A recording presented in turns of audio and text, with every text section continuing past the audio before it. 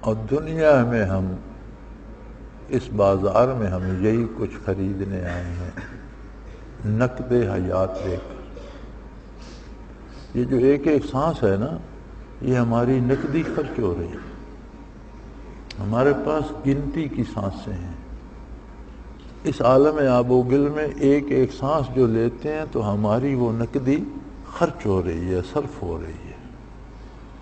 اس کا اصل مصرف یہ ہے کہ یہاں سے ہم معرفت الہی لے کے اٹھیں اور میدان حشر میں سرخرو ہوں اور اللہ کے جوار رحمت میں جگہ پائیں اور اللہ کے عذاب سے بچ جائیں۔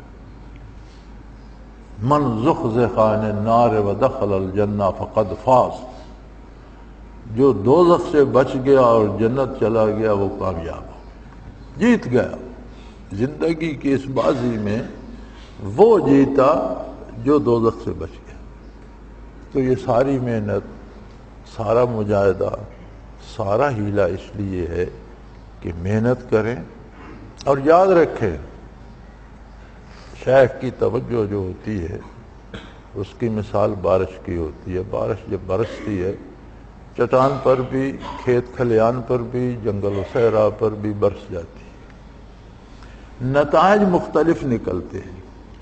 کھیتوں میں فصلیں اگتی ہیں، جنگلوں میں سبزہ درخت اگتے ہیں، چٹانوں پر اگر کوئی تل بھر مٹی ہو بھی تو وہ بھی دھل جاتی ہے اور وہ سنگلاخ چٹانیں نکل آتی۔ توجہ کو قبول کرنا طالب کے ذمہ ہے، اور قبولیت ہوگی جب آپ اپنے ہر سانس کی نگرانی اور اس طرف متوجہ رہیں گے۔ آپ کہیں اور سوچتے رہیں گے تو وہ اثرات مرتب نہیں ہوں۔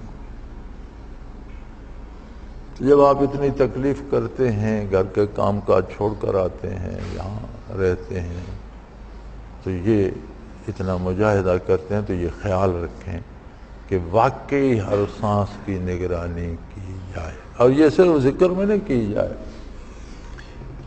ایسی عادت بنائیں کہ چلتے پھرتے، آتے جاتے، اٹھتے بیٹھتے، الذین یذکرون اللہ قیاما وقعودا وعلی جنوبہم، ہر حال میں یہ احساس ہمارے ساتھ زندہ رہے۔